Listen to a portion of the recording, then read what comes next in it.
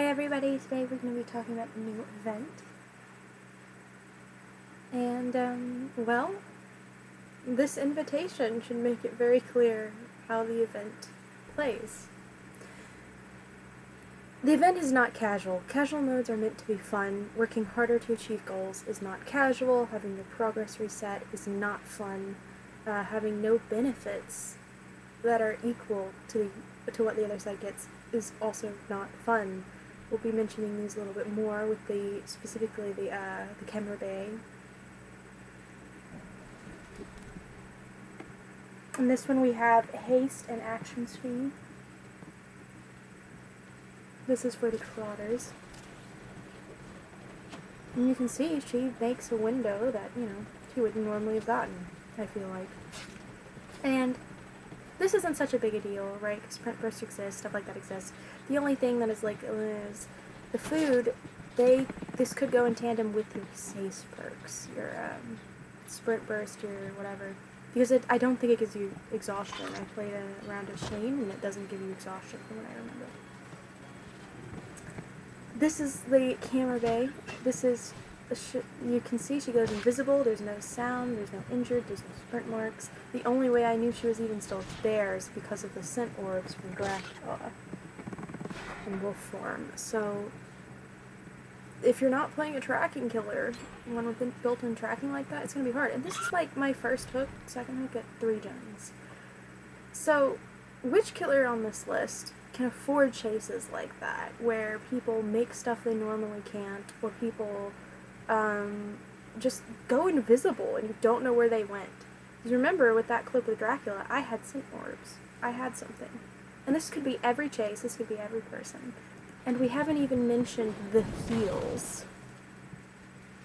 So, this is an example of one of those heals. Pay attention to Meg's injured state. Meg is injured here. She gets healed.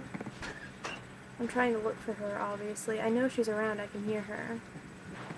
She's healed, and I find her when she gets healed, and there you go. But, this could be a heal in the middle of chase, and this could happen as many times in the match as possible. There's no necessarily stopping it, right? This is still at 3 gens.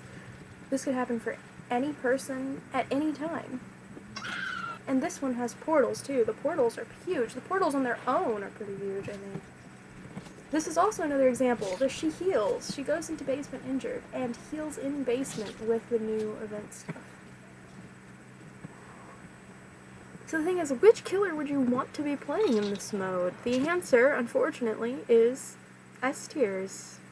Killers with a lot of tracking, a lot of mobility, people that can really pressure and trace. And the mode draws in some really nasty people. You can see some examples of this. Everybody's anonymous. This person is just sour and salty. I'm playing Skull Merchant. If you want to see the full video of that, go ahead. You can make your own decision there. But yeah, and pay attention to these builds. None of these are casual type builds, except I'd even argue some of Sable's stuff isn't really casual. Some of it is. Maybe. But a lot of these other people, they're running good, decent builds. And that's the thing, right? Is what do you get? You get to throw a poison cloud or poison things. But if you're a low tier, you don't have time for that. You don't have time to poison stuff. And they just get it by just eating food.